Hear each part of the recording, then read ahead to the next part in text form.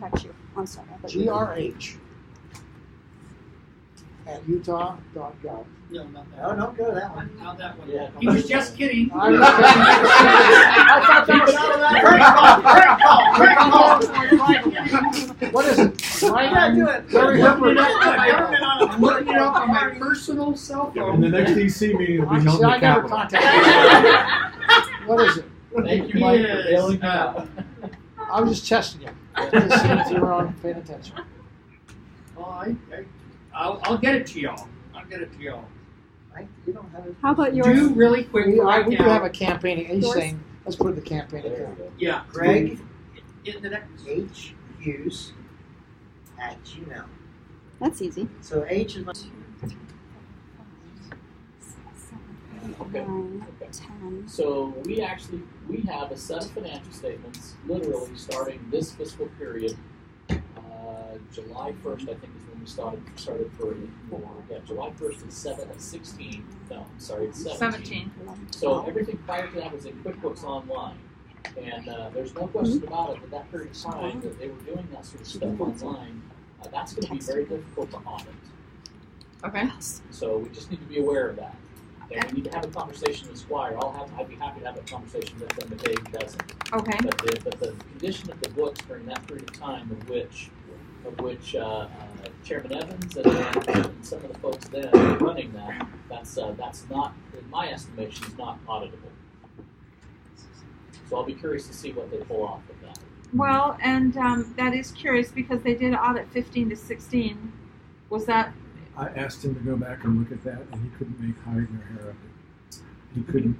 There was a lot of information that was not entered into that. They were operating completely outside of the financial system. So could I contact you for the audit committee to take a look at the 17 to 18? Sure. Okay. Yeah. I mean, yeah. If this Okay. body decides that's what they'd like Yeah. to do, that's fine. Okay. Yeah, I think the audit committee would like to look at that just to. Another thing the audit committee is concerned about is, do we have the budget in place? There's question within the audit committee whether there's a budget, and I provided a lot of financial information to. no, a current budget. Do we have the current? Yeah. I understand, and I provided a bunch of information to Abe to present a budget. I don't know if it was approved. I don't know that I got any feedback on that. It was put together after the deadline to be able to notice it properly for the last EC meeting. So, but the previous year, the one what was the September 9th SEC meeting, where the first budget was done, that one is done. But for this current year, that was for one fiscal year. So for this current fiscal year, we'll have to address it in August. July 1st, we don't have it. Okay, so I'm going to have So to. you use the last budget that you had. Well, the CPA on the audit committee is feeling very leery about going to the external auditors without a current budget. Correct. So when are they going to Is that start a the current budget? budget? Yeah, without do we have the budget? Was there a budget approved for the previous period? I mean, there's a question on the audit committee whether there was, and I'm not sure there was. That's one thing we're looking at as an audit committee. Was there even a budget for 17 to 18? I've audited for 25 years. I've never heard of a CPA firm that's ever said, I won't proceed with the audit as a result of the budget issue. So it's Nick Lang. I don't know if you want to talk to him. I mean, I'm confused as to why it is that he's concerned about going forward with preparing and providing for the audit based on a budget.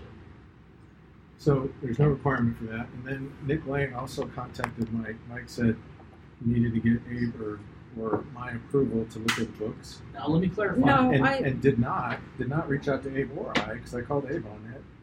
And therefore, they never got back together again. Nick Lane contacted me right after the meeting that we held in Park City, which I went up to, and I met him for the first time. That was December. Okay. He contacted me right after that meeting and said, I need to get financial information, and I said, great, just get approval from Abe and get approval from the chair. I don't even know who you are.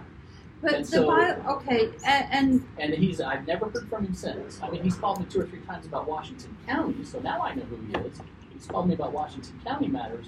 He's never called me about needing financial information. So my understanding is we clarified with the bylaw amendment that the bylaws committee has access to the financial documents and other related documents without the approval of the chair or the budget committee. The audit committee has access to those. Is that right, Janice? Well, Am regardless of what was said, I'm if sorry. the Okay, accountant okay. says call the chair, and the Sure. chair calls me and they call me and say, Sure. I'd like us to the finance, That's fine. I would do that for anybody in the state. Senate. Okay. In fact, I would do that for any registered Republican in the state. If you want access, just call me and I would approve it. So regardless of the bylaw, Okay. all Nick had to do was call me or call Abe, and Abe would have done the same thing. Abe would have done the same marching orders. Abe, we're I not don't hiding want to anything issue under the financial carpet. statements. We're not hiding anything under the carpet. I understand that, and I can let the committee know. I'm fine with being the one to request those for the committee. Great. I'm fine with that. Yeah, I didn't realize anybody else was looking for anything. Other than that, outside of that conversation I had with him, literally in January, December timeframe, there has been no request of me made whatsoever of financial. I provide monthly financial information to them and say, here are your financial information. I provide that to them each month. Mhm. I didn't know that anybody else was interested in looking at it. Okay. Well, I'll be in contact with That'd be you. great. Okay. Great. That's 1.4. Yeah. Okay, we through with the audit committee? Yes. Budget. The only thing I'd like to bring up here is we have flow-through money of $26,000, meaning candidates paid us. We need to pay that money to Qualtrics to keep their accounts open. We piggyback on the backside of Qualtrics, which allows us to email the email list that we have. And so I guess the 8 congressional district representatives, how many do we have on? Right now, here today. In the party office? She hasn't been replaced, so there's a vacancy. 1, 2, 3, Jennifer's on 4. the phone. Andrew, 5. He's on. We have 5. That's a quorum out of the 8, right? Okay. So if I could get approval, and you can do the roll call, Lisa, for $26,000 expenditure to Qualtrics for that. For 26,000. This is That would be It's pass-through money. So each Doesn't that have to go person has through? a specific allotment that they have to pay. We just gather it and send it to Qualtrics Doesn't that rather have than to go Qualtrics through the having SEC if it's a over bunch of 10,000? different accounts. They have one of these. It's not our What? money. It's not fundraising. So technically, it's being a party. Yeah. Yeah. So bylaw 1. Technically, I don't think so, but I'm crossing the I and dotting the T. As far as the new Technically, bylaw. that should go before the SEC, but we could break it apart because it's anything $10,000 and above. Over. I thought it was the 8 congressional reps. Well, that's $1,500 and above. Okay, Thomas is on now, Well, and technically, there's Andrew's no on. financial impact to the party because it is not fundraised money. It is money from candidates and from elected officials that were given to us so we could bundle it and send it If- over. I have no problem with pay. If you looked at it for each candidate's Yeah, contribution, it that's- could come in under, and that's how we might. Yes, wanna that's look what at I it. was. That's Sort of. But it's So how is that broken down? Financially neutral. There's no finance. I Still think in the the budget. bylaw But that's says not the financial stand. impact. But how many The bylaw candidates are says there? any expense total. Yeah.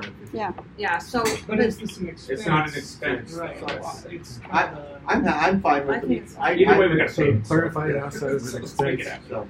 So, We'll write that check and pay that off so that they can have their continued service. So we can. did we have a vote? Let's vote. Okay. I think that's important. Well, I think the quorum was so it doesn't. Okay, all in favor say aye. Aye. Those opposed say nay. Andrew? I'm not one of them. I'm not one of them. Never mind. I'm keeping note of I didn't hear. that. How many are 5? Really in No, favor. it would just, you said out of the executive So eliminate that if that wasn't. congressional district members, right? I'm taking note of that. Yeah, I know. I So just- Bob, Fred, Curious how that goes in the legislative session. and Don. Andrew, did you vote on that? We have a report from the CDC. Andrew, did you Let's vote? vote from the CD. Do you want a report from the CD? We're trying to get a vote here still. Did Yeah, you I vote, can report Andrew? for the CDC. Don, you can help me. Can't hear him. Yeah. You were the one who made the motion. I voted aye. Thank you, Jessica. Tell me when you're ready for the CDC. Andrew? Okay, well, we have Andrew was on this. 4 out of the 8. Yeah, I think he might have us on mute or something. Okay. Can you guys hear me now? Yeah. Yes. Okay. Okay. The problem is I have to switch between the Zoom and also my phone, and so I have to switch to the call, unmute it, switch to Zoom, unmute it. So what are we voting on? The interpretation of the bylaw that No, just these. the expense of $26,000 pass-through money to Qualtrics for the campaign accounts that our elected officials are using. There was no opposition, Andrew, here. There's not. It was just a pass-through. It's not an expense to the party. Speaker Hughes supports it. We'll go to them. Did you vote for it? It's fine. I'm always that's used to it. Andrew, did you cast a vote? Does he have me do a roll I call? did not cast the vote. The video and the recording is dodgy, and so I didn't hear that. So Are you casting a vote? no. Okay. The just an explanation. Various members of the Utah legislature were told that there was some services available by Qualtrics. He's not voting, Fred. Let's just move on. He's not? Yeah, let's just move on. Do we have enough votes? Yeah, Okay, we're good. Never mind. because there's only We have 7 enough members votes right for now, and 4 people did. There are 5 people on the call. It worked. He's on Zoom. He can't hear you anyway. He needs a faster internet Yeah, I know connection. they were using the service. I can help him with that. Okay, CDC, in light of the 10th Circuit's denial of an en banc hearing, and in light of the Chief Judge Timkovich's comments, strongly encouraging that this case be taken with the petition of cert before the U.S. Supreme Court, the CDC voted in favor unanimously. John, when was our meeting? Monday night. Monday night, to direct our CDC chair, Lane Beck, to collect the funds necessary to pay for the petition of cert to the Supreme Court. And upon his securing of those funds, we have authorized him to proceed with the preparation of that document. May I ask one technical question? They repeated what they said before, and they added a footnote like 47, 49, or whatever. And I didn't look for that. Do you have any clue what they added? Yeah, it was Don. It was a clarification of. It was a very technical thing. I don't remember. I'm sorry, Fred. Okay. I knew at one point. All right. But I think our deadline is September. Is that 90 days. 90 days. Senator Weiler did a great explanation on all the various deadlines. Okay. Everybody has strengths and weaknesses. Sometimes they show up, and it did. But he had a real good explanation as far as what has to happen when that he posted online. Okay. And I would say the nice thing about this is if Maybe things- the CDC can bring in Todd Weiler as a consultant. Well, at least that one post. but Hey, I The believe post in is an outline, basically. taking Yeah. wherever we can get It was it. a good but, post. but I will say that I think that, and correct me if I'm wrong, Helen, but I think the thing that we're encouraged by is based upon the timing, we could very well have an answer to this by the end of 2019. Absolutely. So, It is not a 10th Circuit experience where it can go on indefinitely. It is a very tight. Could be no in a year. Yes. Yes, I think Yes. because I don't think it can drag on. No, it if can't. If we file in Every September, session, it's going to be this 2019. whatever's taken up is decided that session. If you don't So make it up, they It's just either show not it. taken up or it's taken up and decided, and it's over. Do we have any clue what it? Well, if somebody else is paying for it, it probably doesn't matter. But Well, since we're talking about Todd Weiler, he's saying $2 million. I've heard dramatically less. We have, I think, in the what was agreed to with Gene Scherer, there's a table of what he's charging us, so we know there's not Yeah. should be any unexpected. And- Todd was for the whole thing, even if you go to oral and all that stuff, where they start paying for you to stay at, or the guys stay at 5-star hotels and whatnot. And obviously it was exaggerated, absolutely. But I think the writ is going And to be a lot less. entertained in the manner to which Todd Weiler is accustomed. Please tweet that out later tonight. So no, that was the agreement with Gene Scherer outlines that, and the cost. Every step is relatively modest. I mean, it's not. But at this point, there's enough resources. We do to have pay a that, quorum. so it doesn't- Well, We at sent this point, the CDC is not going ahead with anything unless there are, because the part that language in the motion specifically stated the party will not and cannot assume any of these expenses. Right. That's why we asked Lane. We're also going to try to reach out beyond resources, beyond Dave. But There are several parties that have come forward that are interested, so. We actually talked about this in Iron County tonight with the people as well. The one thing that did come out of the meeting that I'll be working with Abe on is the language creating the CDC enabled us to open a checking account for donations so that they are written to the party, but it's in a specific account for that. And so I'm going to be working with Mike or Abe in setting up that account. The CDC asked me to spearhead that. We talked about that a while ago, and we already have an account for that. That is already open, and it's only for you guys. Great. So I'll get in touch. I think oh, sorry. Just Okay. a question, who's the law firm that you're utilizing? It's the same. It's Gene. His name's Gene Sharon.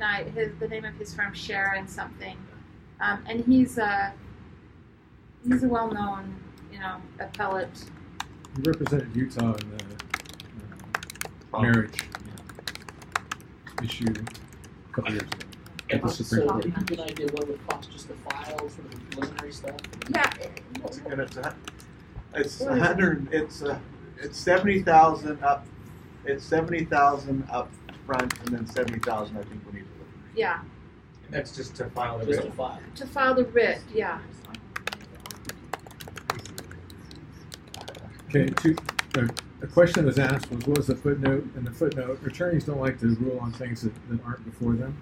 So it says, of course, our decision addresses only the issues presented to us. We do not address the reach of government power to regulate other associational nominating decisions. So It's it was just just to Judge Street clarify for that this. we Yeah. only ruled on what was presented to us. They had just made it a big deal in their deal, and I didn't have time to. It limits the decision only to these facts.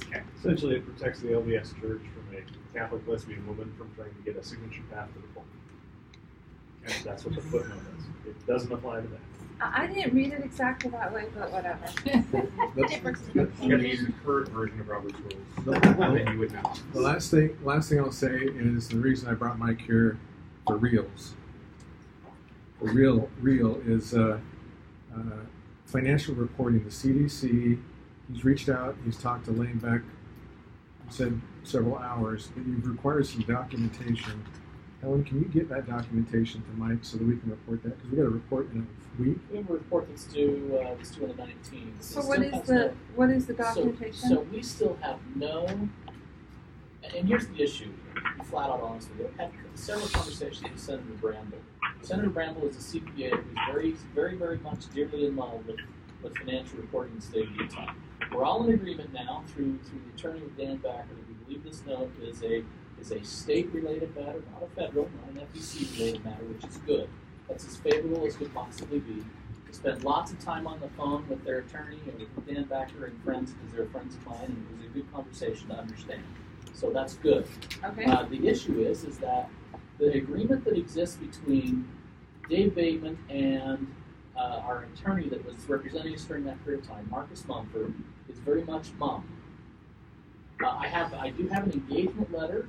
I understand from Chairman Evans. I've spent some time on the phone with Chairman Evans, who's indicated that there were other addendums to that engagement letter, which never, for whatever reason, never seemed to make it to this table or to this body. We can't seem to find out where that information is.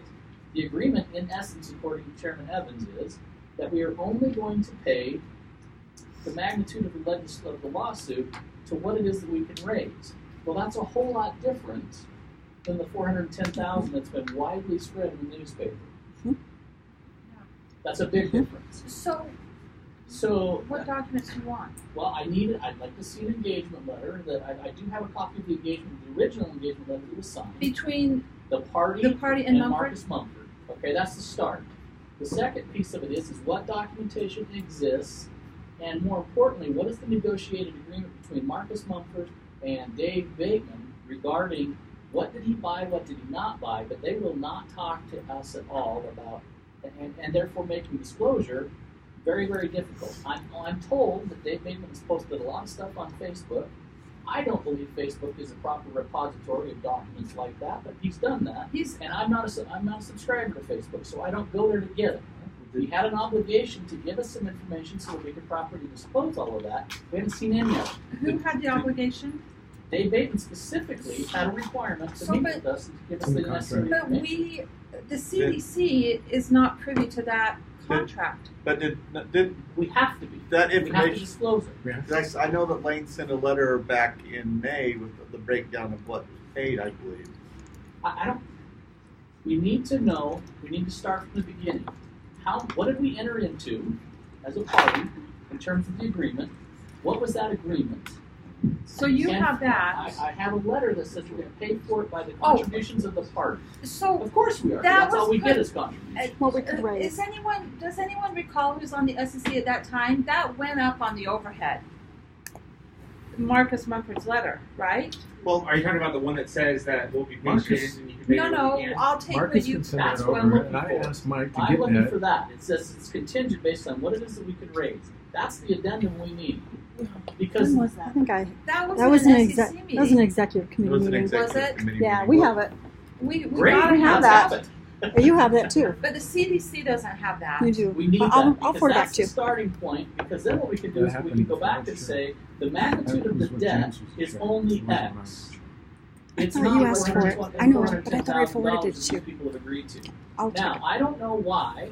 I don't know why Marcus Mumford and Dave Bateman are so shy about sharing all the facts of this agreement, but I can't get them to come clean on anything. That's through personal phone calls and efforts on my part with time with Marcus Mumford, who told me point blank, I cannot share anything with you until I have a conversation with Dave Bateman and he gives me permission.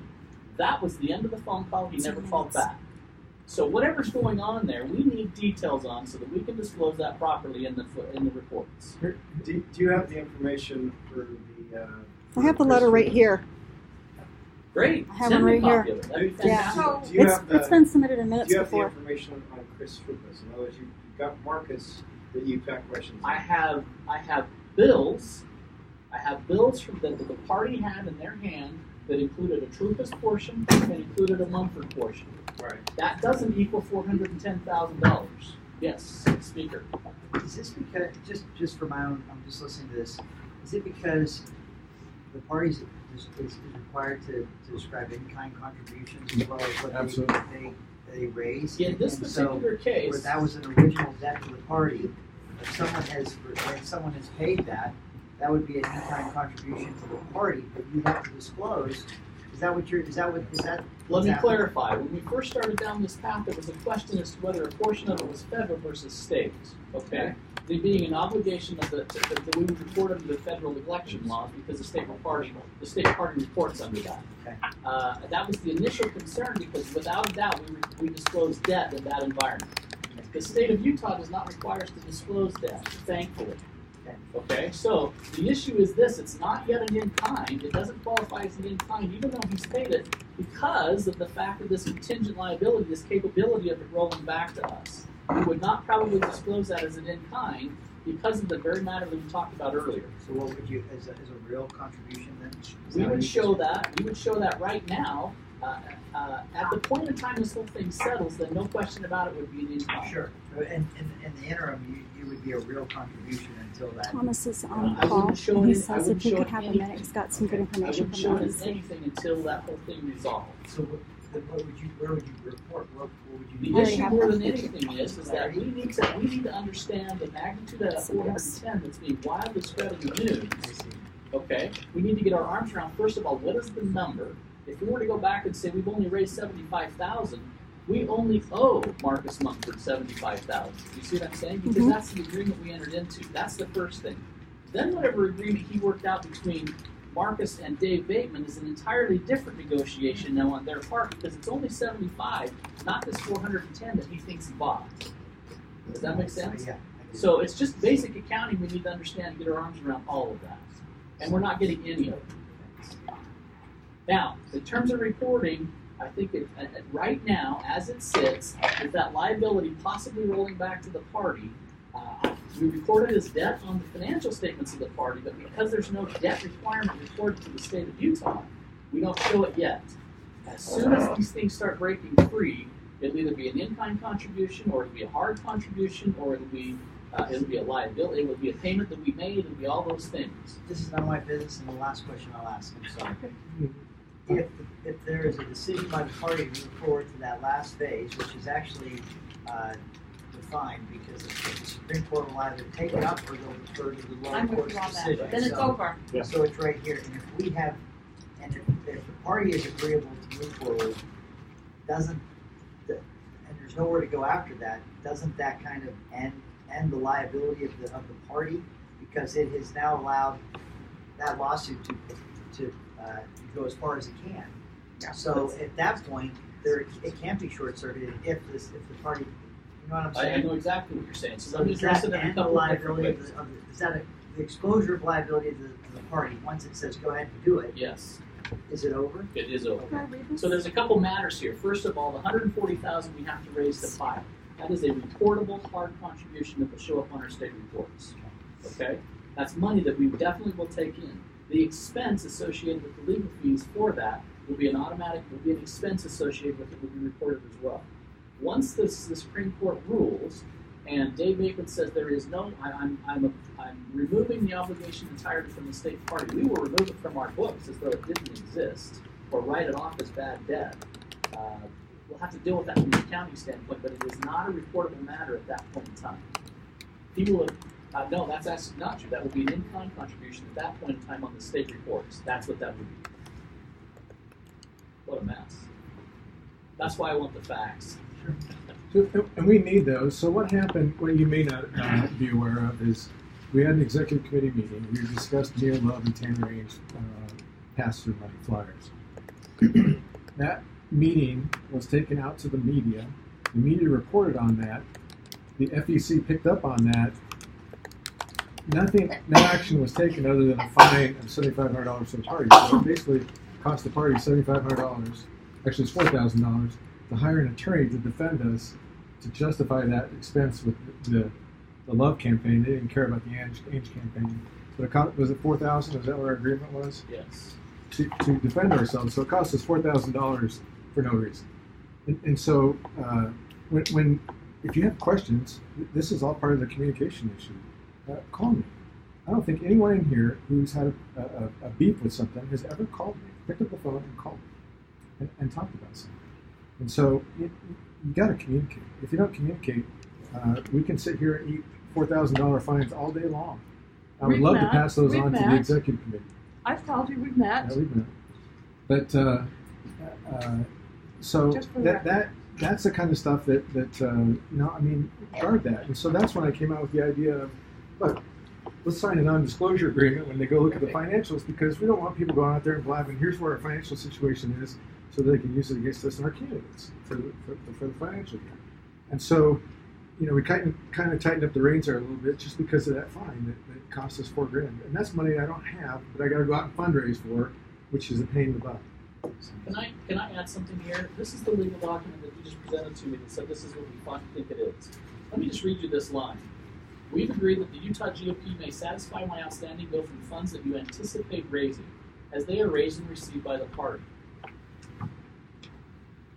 That's all we get is contributions to the party. Am I to interpret that to mean that that's the amount of money that we raise specifically for just the lawsuit? Or am I to interpret that to mean that I don't care what I bill you, you owe it to me, it's going to be paid back by the funds that you raise for the party? It sounds like trickle payments to me. Until it's paid in full. That's what it sounds like. Until it's paid in full. And if you ask Marcus, we can talk offline. I'm not going to spread Marcus's private information, but I can tell you exactly why Marcus is silent on that issue. Helen, as an attorney, wouldn't that imply about his stuff? That's all we get is raised money. Wouldn't that imply that I just emailed that document to everybody, all the members of the executive committee, sent to you guys first, and you, and then I thought, oh, everybody else I should send it. So I just sent it to people here. I don't think an attorney has any insight on that statement beyond what it says. Beyond what it says and what everyone reads. Right. I think there's no legal magic happening there. And here's the difficult part about that from an accounting perspective. Because according to James Evans, in his mind, he negotiated an arrangement such that we would only pay the legal fees to the magnitude of what we collected for the legal defense. That's an entirely different number than the $400,000 that we were billed. We all fully agree that the efforts of Marcus Mumford and what he did in terms of how it's well documented in the newspaper that he didn't file necessarily on time with the courts. There was never in anybody's mind that we were going to pay him $410,000 collectively between.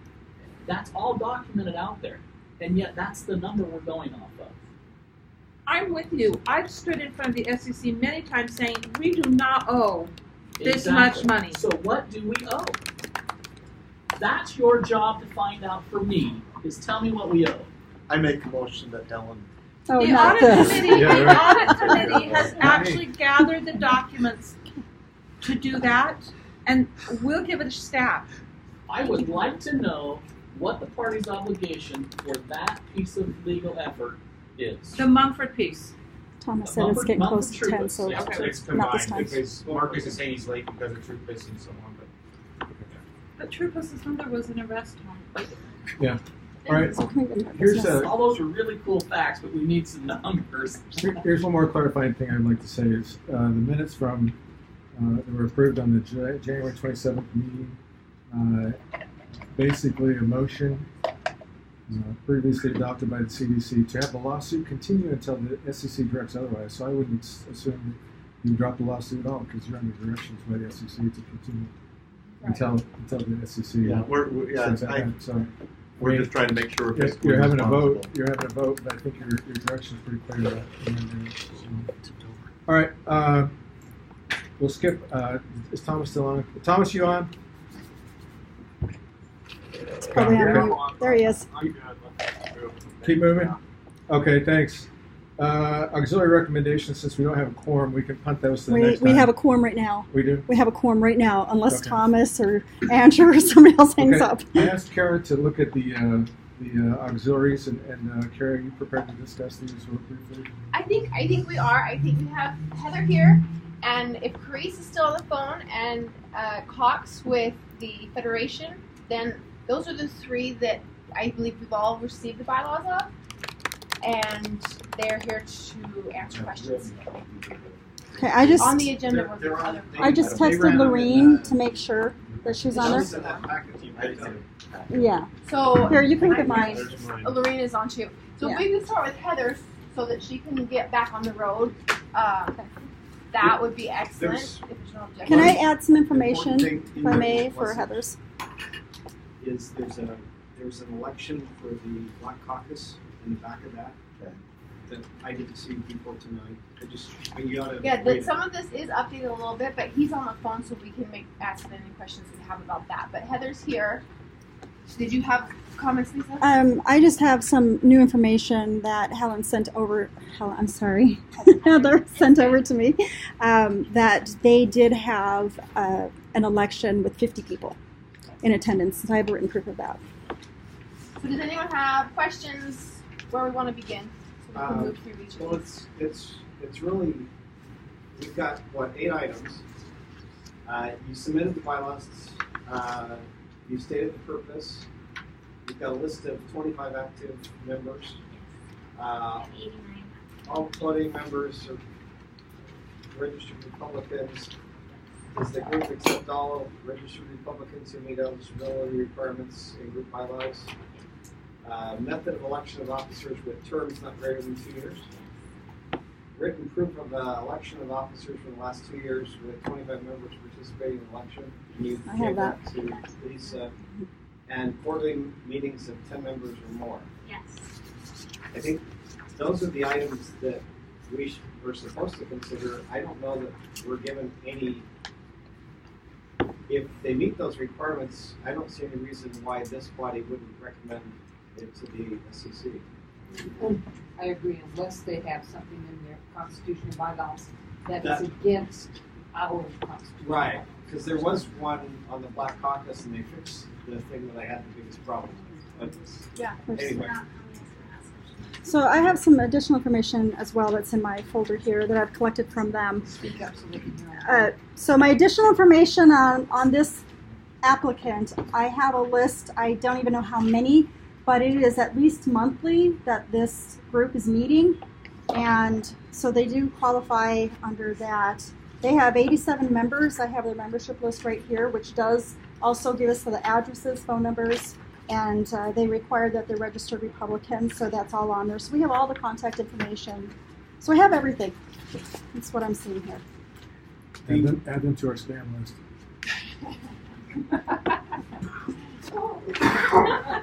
It's a miracle.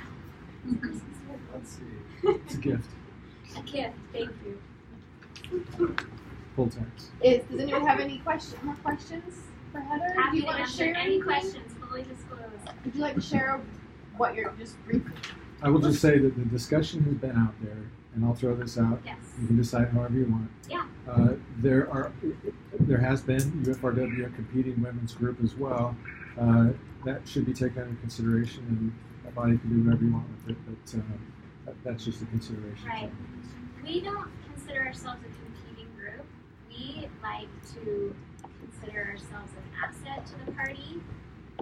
Reason being, we're a statewide organization, and we have a lot of women that we participate electronically. We do a lot of things electronically. We also participate a lot in the legislative process, and we're very policy oriented.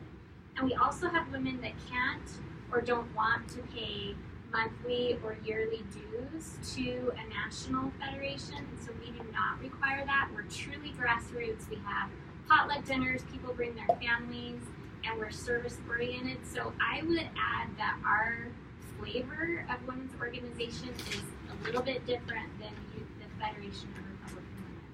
And I don't necessarily see us as competing. We have several members of our group that are members of both organizations because we don't require dues or anything like that. We're just a different flavor of women's group. So I hope they do not see us as competition, and I'm happy to work with them in any way, shape, or form together. I see us as another arm to help. Thank you for addressing that. Are you guys ready to vote? Okay, this is for approval for the Women's Liberty Caucus. Is there a chance we could just do them all at the same time? Or do we know? I would rather do them individually. No, I just mean individually, but maybe can we talk to all of them first and then vote on them? So that we can make sure we've asked all. No? Okay, I don't care. I just thought it would. I think we need to make sure we ask the same questions every group. I agree. We got Fred with the question, master question. Thank you. Because there were a couple of things that I had issues with one of the groups, and I think they've gotten solved. And I think if we just go through that list on all of them. So are we ready to vote? Yes. Okay. All right.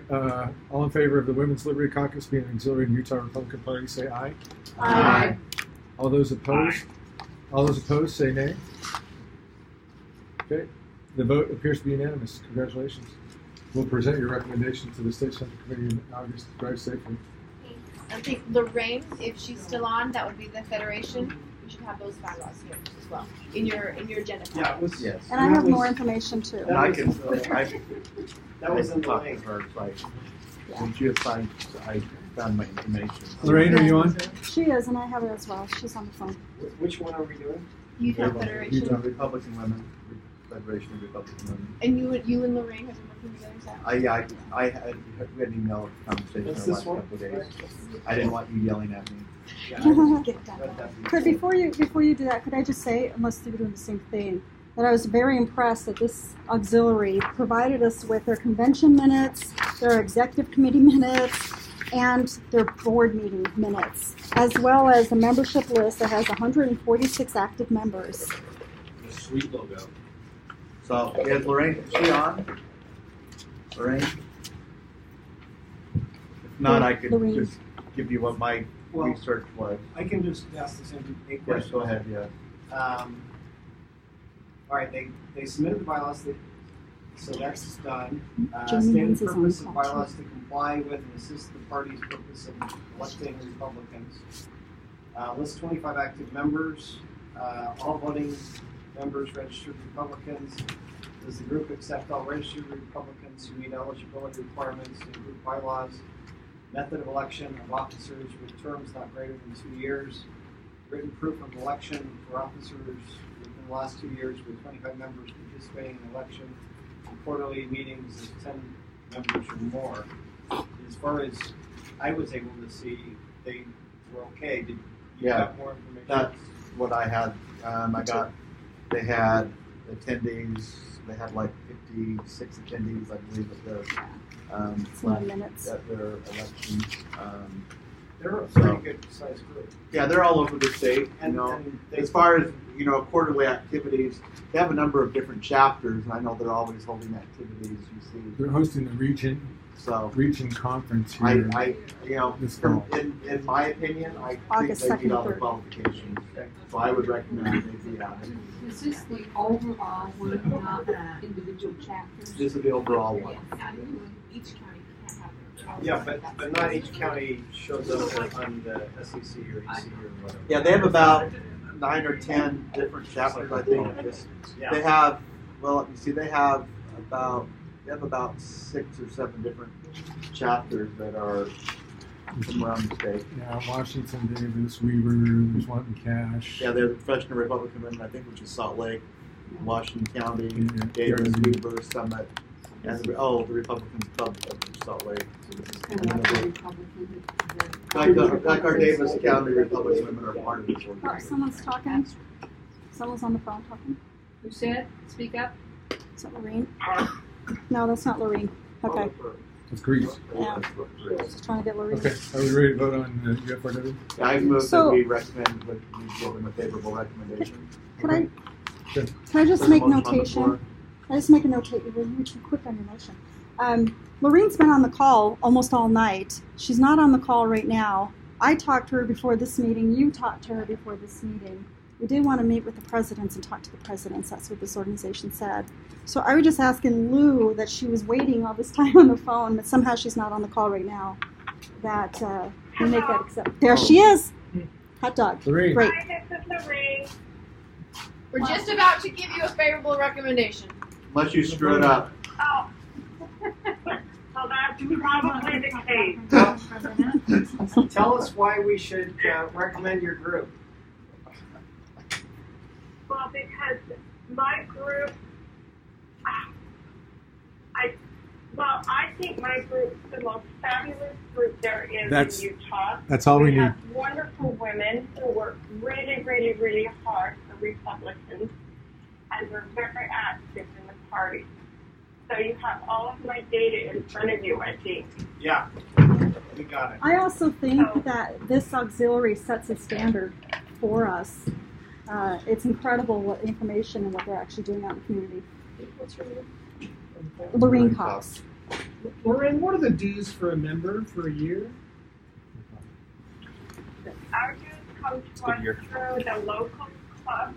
So each club has their own dues. I know in Washington County, the dues are $25 a year. Of the local club dues, 10 of those, they send $12.50 to Utah, and we in turn send $10 of that to the national. So it all originates from the local club and then goes right up through Utah and to national. So we're all affiliated together. Thank you. That sounds great. Are we ready to vote? Okay. All in favor of the UFRW becoming or being recommended to be an auxiliary of the Utah Republican Party, please say aye. Aye. Aye. Those opposed, say no. Congratulations, Lorene. We'll present you at the next SCC meeting in August. Please attend. Thank you. Thank you. Thank you very much. Tell me the date, please. 18th. August 18th. August 18th. Okay. Location to be And for decided. all you ladies, UVU, I'll right? make an advertisement here. For all you women and any men who want to come to August 3rd, 4th, and 5th, we're doing a really wonderful 5-state conference at Little America, and the Utah GOP headquarters is hosting us for the evening of Friday the 3rd. And we've got some great speakers, Mia Lowe, Sean Reyes with Tim Ballard, and their days. Anyway, it's going to be fabulous. So put it on your calendar and watch for an invitation. Do you have a cost for that yet, Lori? Yes, it's quite, unfortunately, 100 of it goes to food, so we've got to charge 130. Thank you. Thank you. It's going to be wonderful. So please put it on your calendar. Thank you, guys. I really appreciate you. Good night. Good night. Who's Sure. still on the call? I think Carissa. Jamie Munns and Carice are both there. We have the TARs in front of us. No. We didn't know they were coming. Oh, the TARs, we need a rule change for them Yeah. because the bylaw You want change. it? We have to decide. Let Jamie know. Can I take an What's going on with that? and offer some language? Okay. Or do you want to- Can we do that offline since it's so late and we're trying to keep it warm? Salt Lake I'll bring that up with you. Salt Lake County bylaws has something that you might look at. That's what Yeah. We've already discussed that. So Jamie, can you hear us? Yep. We can't approve you tonight. Is it Right. possible for me to get with you or a couple of us to get with you to talk about how we can help change some bylaws or change some language? Just To explain work with the briefly TARs. what it is so they're not overly concerned. Yeah. Oh, she does? Okay. I wrote that bylaw. Did you talk with Andrew about this a little bit already? Like Andrew Young? Yeah. No. Oh, okay. Well, like briefly, maybe not in specifically. Do you have any questions or anything you want to bring to our attention? Well, so here is the, like we know that there's some bylaws and stuff that needs to be redone. It's just hard to get all of the teams together and get them involved in actually taking care of some of these housekeeping items. Because I noticed when I first got them, there are things that they can't do. Anyway, it's like taking an adult bylaw and putting it into a teen application. We can't do it. The one question I would have is that if it's possible, because we do need to make the bylaw change at the SEC meeting to allow non-Republicans the amendment to the bylaws from January. Is it possible that we can, is there another executive meeting between this state central committee or this meeting and then the next central committee? Yes, July.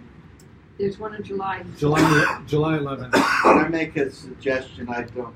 But that we keep working on it and we put the bylaw change once we get that ready at the first of the SEC meeting so we can approve it. Then we can approve them at the others. Does that make sense? We can do that. Let's the next meeting, Jamie. Let's try to. We'll come up with a bylaw proposal, and at the next meeting, if Janice, you can do that. Let's come. Let's see if we can just do a tentative approval. I'll run that by Carrie and see if she buys off on that. Bar the rule change, but obviously we don't be discriminatory against the kids that have supported us for so long and our future Republicans. So. May I ask you a question then? If we're proposing to modify the bylaws in areas where they can't qualify, but otherwise we're okay with recommending them.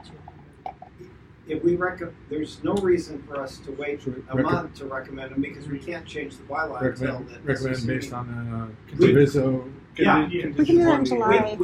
Could we recommend them with the condition that those modifications are made at the SEC?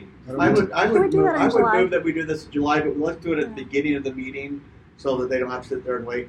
So we can. Yeah. I think it would be advantageous for Jamie and Janice to work out the language and present that to us so we know, this is language we think will. Jamie and I will make a motion. I will make a motion that Janice works with Don Jamie. There you go again. Janice works with Jamie to Don't recognize that get the motion. language right. But that There's was- no second. at the chair. Janice. You know where it is? Salt Lake County. Jamie, Janice, Salt Lake County has incredible bylaws regarding auxiliaries and how they deal with youth. I would advise both of you to take a look at that. I'm happy to send them to you. And Dawn. And Gina And, Worth has submitted some bylaws Yeah. as well. This is simple. Right. I think if we just Very narrow down simple. which one you guys want to go with, what meets the need, Mhm. present it with your auxiliary petition at our next July meeting, we'll be good to go. I will.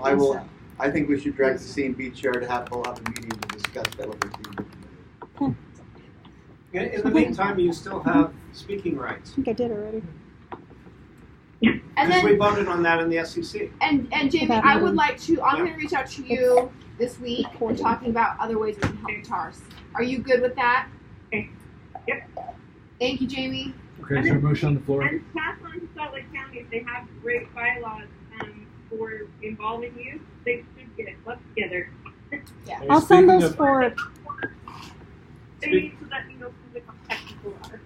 Speaking Well, of Helen's a clubs, since chair. you're up in Box Elder County, are you going to attend the TARS event over the mountain in Cache County tomorrow? I did not know about it.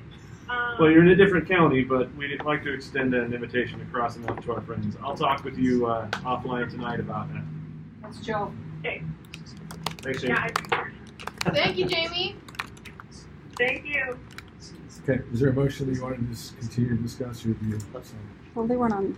I think. They're not you presented mentioned- To put tonight. them on the agenda for. Let's put on the agenda. Let's put them on the agenda. The first of the agenda for our July executive committee meeting, and then the first of the agenda for our central committee meeting in August, and direct the C&B committee to have bylaws drafted. Would it be possible to do all auxiliary review at that time, just so that when we call them, we can tell them a little bit start, give them a time that they need to be here by? Yes. What two are we not going to be able to get? Let's get to Carice Okay, right yeah, now, good point. and then we'll discuss this after he's on. Carice, are you still on the call? Should we? Are we leaving the motion? We need a vote I on don't the think we. motion. Do we need a motion? I don't think we even need a motion. I think we just do it. Okay, we are on to yours now, Carice. Everyone's just pulling out your paperwork here. Do you want to share some information right now off the bat, and then Fred will ask the same questions? Do we still right have? now, we're just really looking forward to June. Right now, we're really looking forward to June 19th. That's when we're having Dr. Mike Kennedy come out and work on some Black relations with us at the recognition program and World Sickle Cell Health Day and Health Awareness Screening. Since he's a doctor, I thought that he would actually be very, very important in such a situation. The reality is that outside of being excited about that, there were members at the Juneteenth Heritage Festival kickoff, and we're just working a lot on conceptions and misconceptions of Republicans currently in our state. So, for us in the assembly and myself, speaking directly for myself, I'm very encouraged. As far as some of the stuff that has been talked about in the past, I'm very encouraged that a Keep My Voice supporter donated to the Black Assembly to help us reach some of our goals, and that she's quite active in it because she has a background from Virginia, trying to help us call people about the Confederate flag issue. So, there's just a lot of collaborative things going on, and I'm very transparent. I'm personally doing a lot of footwork on it, and I'm going to continue to do footwork because we need to win seats, but even more so, we need to change the misconceptions that people have about how Republicans govern in our state and how Republicans feel about other races in our state. And I've been very transparent about some of their issues as far as how they feel, some of their irrationality, the best way I can put it, they're irrational. And I appreciate what's happening, and hopefully we get approved here. Thank you. Okay, Fred, you got some questions? Yeah. Let's see. You submitted the bylaws. The stated purpose and bylaws comply with and assist in the party's purpose of electing Republicans. Talking about You've got a stated purpose at the beginning. Okay. And you specifically talk about securing election of Black Republicans and all duly nominated Republican candidates. Yes. List of 25 active members with contact information. We have that, right? We have some names I saw. And there's Yeah, an they have email about- and or phone number? Yes, they're on the last page after the final bylaw about the list being altered in any way. You know, if this list going forward in any way is altered or changed, the person, if they're not active, will be removed. But if they feel like, hey, I just missed your call, Right. I give, and my wife, the secretary, gives like at least a week's time. We try to reach out to that person again during that week. If they want to come back into something they can, but the reality is all the membership is all right below that bottom that bylaw on the last page. Let's see. All voting members are registered Republicans. Correct. Does the group accept all registered Republicans who meet eligibility requirements in group bylaws? Yes. If the only differentiation that I'm quite transparent that there is that if you want to serve as a board member within the Black Assembly, I really and the rest of the assembly agreed on that we wanted but anyone who's interested on the board membership to be able to have the ability to work and help change misconceptions and work within nonpartisan organizations. The NAACP is a nonpartisan organization, things of that nature. But as far as general membership, anyone who's interested, anyone who wants to contribute, even if anyone, they may not want to necessarily always be at every meeting, but they don't mind coming to our events, we have a general membership that anyone can join and anyone can be active in any way.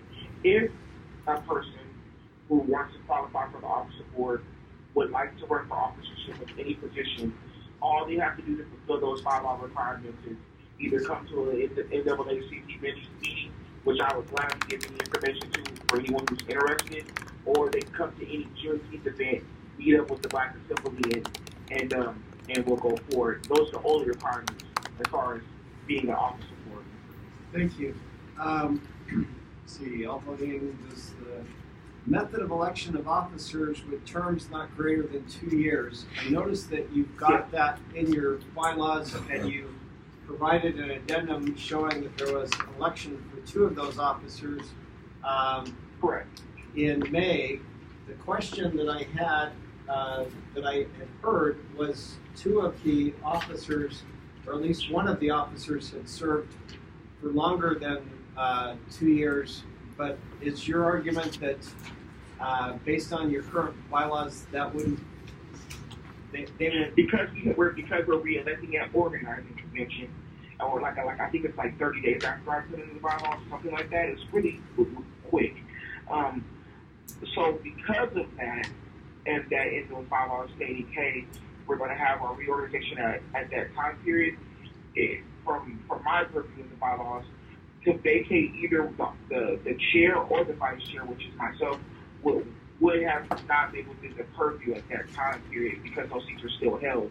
Now, especially considering that the SEC passed these rules in January, that's still technically he's still serving within that capacity. And because these bylaws are due and ratified, it was a decision for people who have a lot more greater knowledge than myself, to be honest, is to keep whoever they're currently there and then whoever's vacated, still those seats can go forward. Now, we did have vacated board members. Those board members were replaced.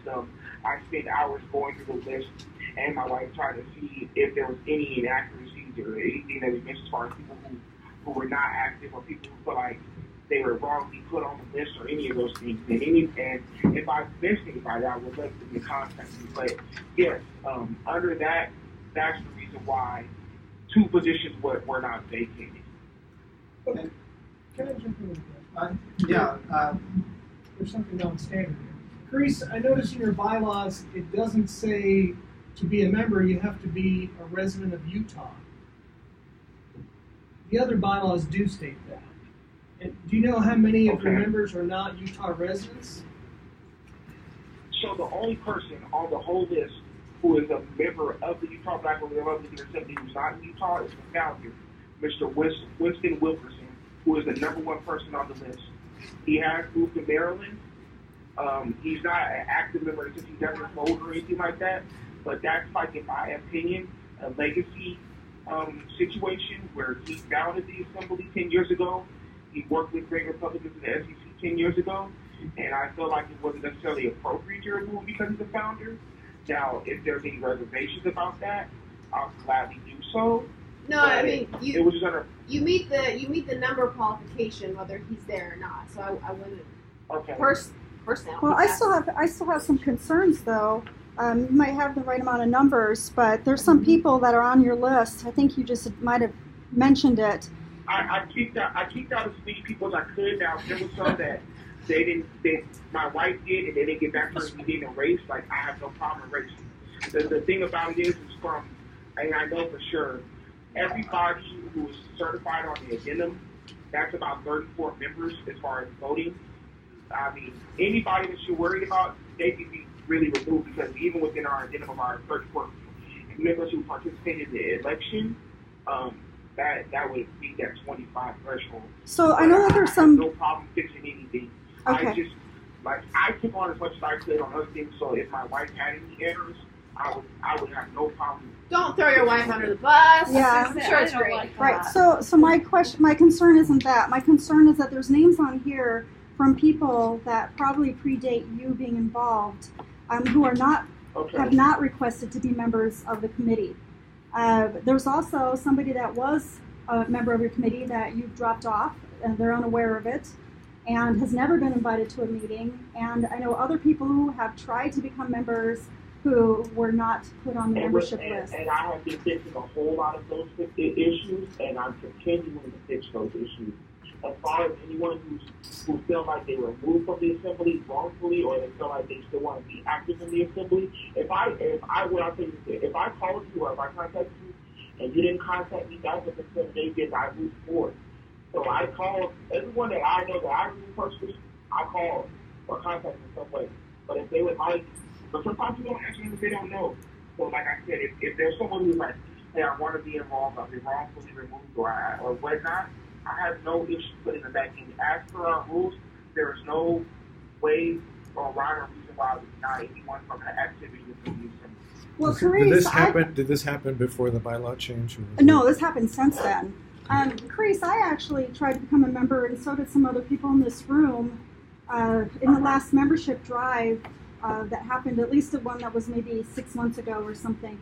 And we were never added on to that. So I'm concerned and there's a couple people who said this to me, and I've added as a phone. And I've said that to you before. There's some people towards the bottom who have added to that 33 that have gone along. So I mean, like, a lot of this is me honestly working against history. As far as I only have so much information, I'm a little limited. I'm trying my best. So like, any suggestions as far as membership, people who feel like they want to be in the assembly, like, going forward, these things are solvable very easily, and I personally, I have no problem solving. Well, the problem is that the requirement is that the requirement for us is that you have accepted those. That's what it's saying. So, is there a chance you can go back and figure out who they are and accept them, or? I have drafts, but the problem is that those people would need to contact me after they are interested. Carice, can I give you one to start with? I have drafts. I can go back through all my drafts and look through all of them. Are you working alone? Yeah. Huh? Are you working alone? No, I'm working with like the committee, the people, well, not committee, but the people within the assembly or things like that. Anything that we do, I work with Dave Damson actually very directly on a lot of things and changes that he wants. He would see as far as helping strengthen the assembly, because they got great experience. So no, I'm not alone in this. So are you applying? That's all I can really say as far as I that did. is concerned. A long time ago. Carice, Lisa wants to apply. Put Lisa Shepard on the list. Peggy as an did that. applicant. Janice, I thought you tried to. Did you apply before, Lisa? I did. I applied quite a while ago. And what happened with your application? It never. I was never, but neither were several of the people that tried to put on there. So it's just a personal thing that was going on. If Ms. Shepard would like to give I see her phone number, I can add her to the list. Okay, well, honestly, I don't want to be a member of your organization until after we approve it. At this point, I don't want to be because I don't want to have conflict of interest.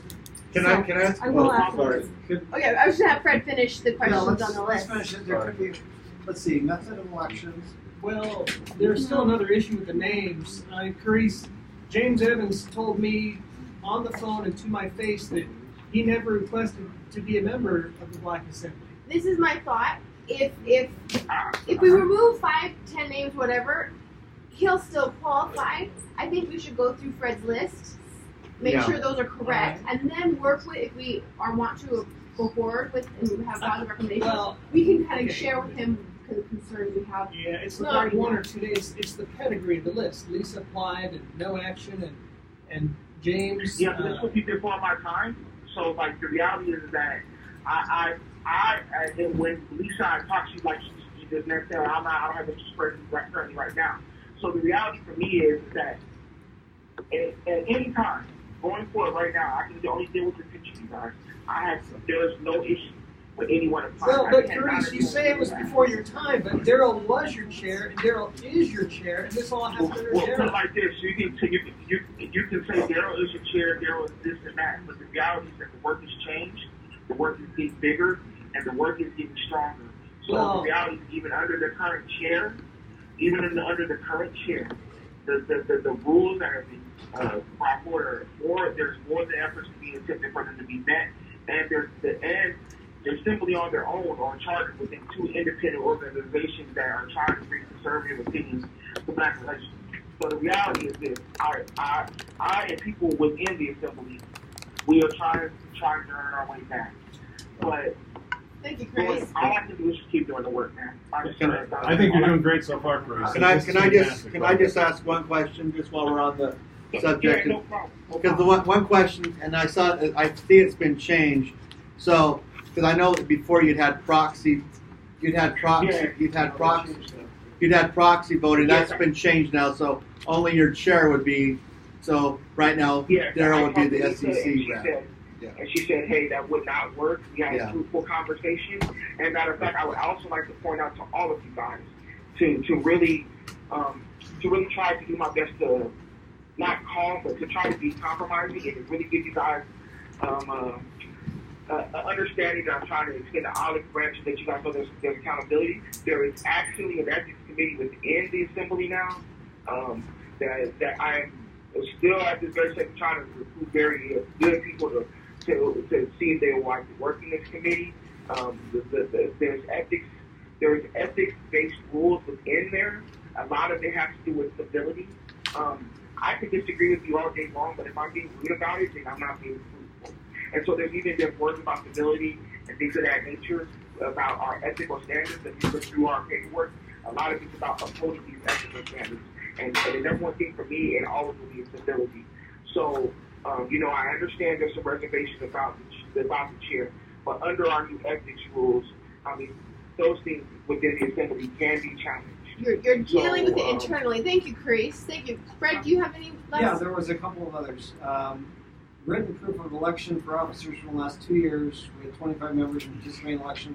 That was added. I had gone through this before, but we got that addendum tonight. I appreciate that.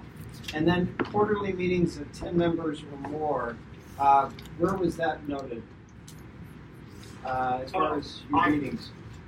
I believe it says within our addendum that because we had a quarterly meeting, but then we had actually just another meeting because there was 10 members, and if I need you, I'll quote you those names. Article 4. We were present also at a meeting for the June 4th heritage kickoff. We considered that a meeting too because not only did we do relations, but we met after and tried to decide how we wanted to move forward on certain things. So I can provide anything for us to June 4th, but yes, But you're having your meetings. Doing the work accordingly. How many people were at that meeting? How many people? So you had over 10 at that meeting? Yes. We had 11 consecutive forums, the names and everything like that, no problem. And I trust you. I report to the secretary. You're good. I just wanted to clarify. I don't have any other questions. Okay. I'm still concerned because you touched on it lightly, but it doesn't look like you had an election with a verification for the last 2 years for your chair or your vice chair. And I guess I don't really know about your vice chair. If that's a, Well, is that something I we have? have to be honest with you guys. The vice chair role was, so whatever happened with Mr. Giles messed everything. So I stepped in, and I since forward been doing the work. Thank you. Mr. Giles doesn't want to do that. It's this at all at this point, and that's okay with me. But have you had an election for your chair in the last 2 years with written proof of it? That's the question that you haven't been able to answer permanently. The problem is that where the bylaw says chair, it says elections, man. So, but you still haven't had it for the chair. That's the point I'm trying to get to. We still don't have that. We had it, but we had elections. We fulfilled the bylaw, man. And I explained very thoroughly about the chair. How did you fulfill the bylaw if you didn't do that? That's what I'm trying to understand. But I explained very thoroughly about the chair. I explained why he wasn't vacated. I mean, all I can do is say I gave the explanation. If you guys don't want to approve because you don't like what the explanation is or whatnot, I understand, but that's all I can tell you. So, do you want him to reiterate his explanation? Is that what she's asking for? No, she wants you I'm to not reiterate. asking to reiterate. What you said is that what you just said. I just want to make sure that this is fully understood. You said that you didn't vacate the chair. I wasn't asking about if you guys vacated. I'm asking if you held an election, because that's what one of our rules is. I mean, we just had an election. But you brought the chair up specifically, man. And so, like I'm saying, we just had an election, and everything's right there in the addendum of the election. So in the election, you just re-elected. Can I At the election, you re-elected him. Is that? That's not what the letter says. I can read. He was reconfirmed by affirmation. He was reconfirmed. So we had an election. And then the Miss Diane Christensen also through affirmation was confirmed as temporary secretary of that meeting. So that's where some of the temporary secretary. So you basically reaffirmed the election, right? Is that correct? Well, they made an election. Yes, and then the 2 spots that were vacated, we have 4 elections. Yeah. Okay. That's fine. Okay.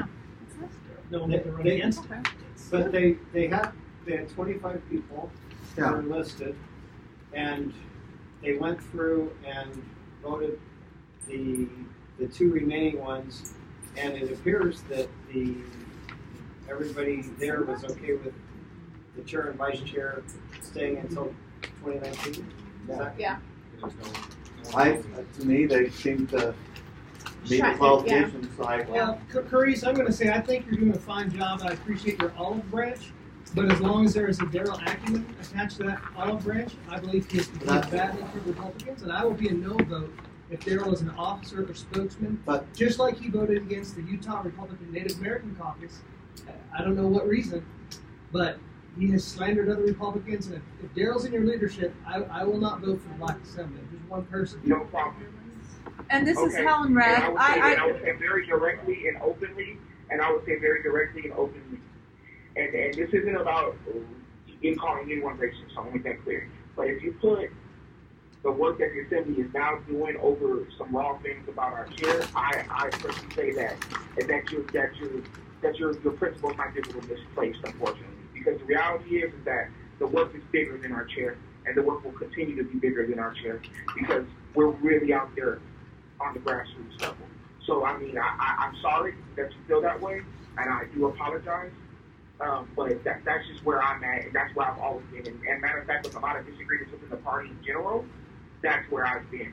I am not going to let my personal outlook or bigotry dictate the work of the whole party, and I will be dedicated to refocusing myself to the work of the party, regardless of how I may have personal feelings about any situation. And that's about to be about being a professional in office. So, thank you, Chris. That's how I feel about it. Thank you, Chris. Rob, are we ready? You're good representative. Are we ready to vote? Yes. I'm ready. Okay. Since this one sounds like it's going to be contentious here, can I have a roll call vote? Anonymous, we'll keep it anonymous, No. but I want to... No. Okay, all in What do you favor mean of the a roll Black call Assembly? vote? All in favor of the Black Do Assembly? you mean a ballot vote? Well, I want everyone to have a single vote. If you do a vocal vote, Oh. you're not going to know how many for and how many against. We based don't on- have the anonymous reading. You can count. Yeah, down. You can count. You don't have to do a roll call. Lisa, go ahead and count. Okay, so on the phone, who's on the phone that's a member of the executive committee? All in favor of recommending their approval of who's the on- Black Assembly As an auxiliary to the Utah Who's on the Republican phone? Party, please vote now yes. Who is on the phone? I'm on the phone, Andrew Young. Andrew.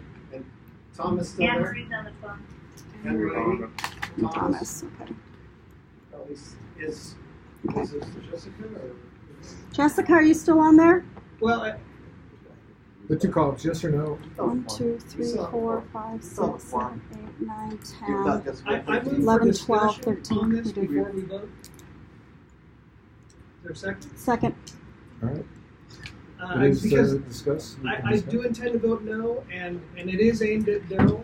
So, I mean, the Black Assembly, I appreciate the olive branch. I think Carice is a great representative, and we could use them.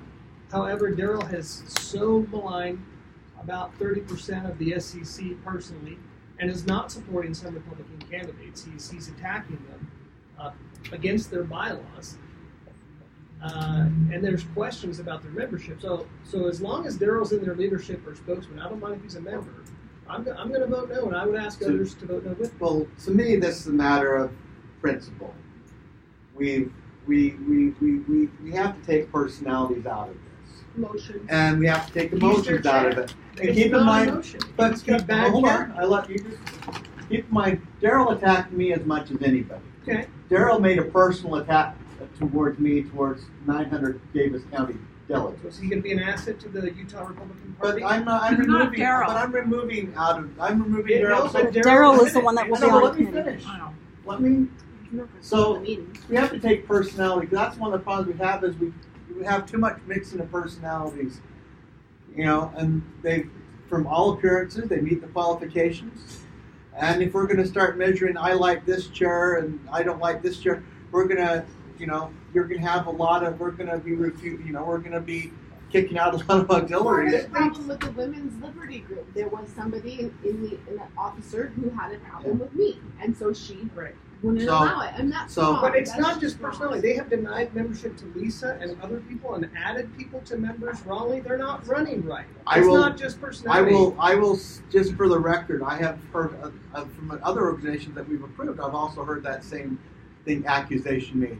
You know, so Yeah. we have to. We should know about that. If that's happening. Well, we have to treat. I'm just saying we need to make sure we're treating every organization equally. then we should know We about don't want those to rubber things so we can. stamp a bad leader. Well, if we have qualifications and they meet those, No, they don't. They have denied membership against their He bylaws. just said that was before the bylaw changed. But Now you- they've updated, and he's even admitted, says, I'll add anyone right now. yeah. You're not voting for Daryl, you're voting for an organization. But Daryl's who we're going to get. Well, but So you're worried about an SEC vote. we Daryl can't- actually we- removed we himself. cannot- He removed the organization from I our think he's party. bad for the Black Assembly. He's But a- they need to make that decision They for need to make themselves. They do. Yeah, they do. They need to make that decision for themselves, and I think it's clear. This is our Well, they discussion. could be a Please, we're just having this not discussion have as a them committee here. right now. We're talking about are they going to have a vote? So just a minute. No problem. Just a minute. But thank you for the offer, Chris. I think we should move. I think to a vote. I'll make a motion that we move forward with the favorable recommendation for the Black Assembly. And I'll second that. Okay.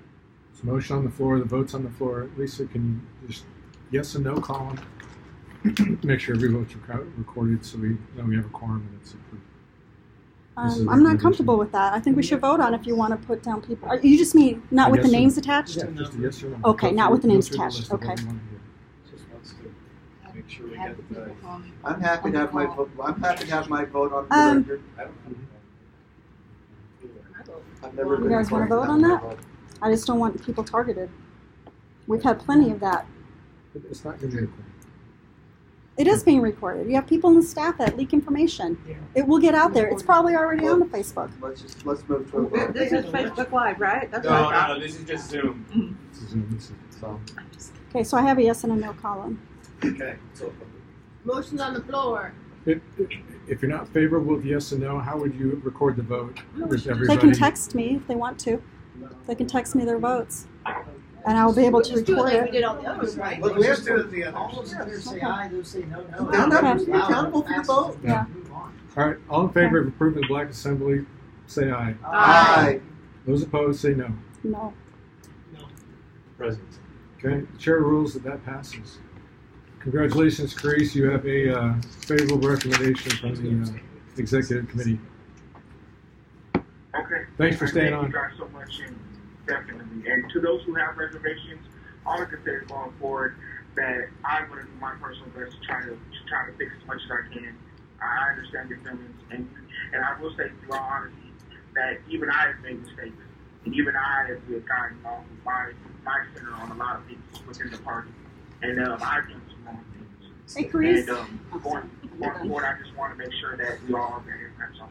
Carice, can you make sure Kirby Glad's added back on? And he's not been invited to any of your meetings. He's been a member since origination, and he was removed. I'll go to the draft right now. Okay, will you add me on there, please? Thank you, Carice. Thank you. Thank you. Is that Lisa? You said add me. Is that Lisa? Yeah, add me, because we've gone through one vote. Good work, Carice. Thank you. Carice, I appreciate you picking up That was and doing this. I want that was to all make of the sure that auxiliaries that I was the new waiting bylaw for. D, and that's the state executive committee shall also assist and mentor auxiliaries to remain productive in helping the state party achieve its goals. So the dialogue that we just had today, I think, was to help satisfy that bylaw. So, Yeah, and I appreciate the dialogue. I have no problem with that whatsoever. And I will be asking Lisa and Kirby tonight. And I will be actually sending a copy with those guys updated to Lisa tonight. So she will see it. I'll ask my son-in-law and my daughter if they'll join as well. With that, I make a motion we adjourn. No, we have more business. Let's finish one more item. Okay. As far as auxiliaries that weren't considered tonight, Young Republicans, TARS, Latinos, and the rural. And the veterans group. And the veterans. And they're all coming in July. Yes, right now we're working with them on getting. Okay. The veterans has to have a meeting. The veterans has a meeting scheduled for the 30th, and they are very active. Okay. So their elections are the 30th. Last thing that was not on the minutes, and none of you guys, because I went around the room and said, you want to add anything? Approval of minutes from last meeting. All in favor of approving the minutes from last meeting? I say have aye. one correction. Yes. It says $15 regarding the attorney's fees. It's $15,000. That's a good fix.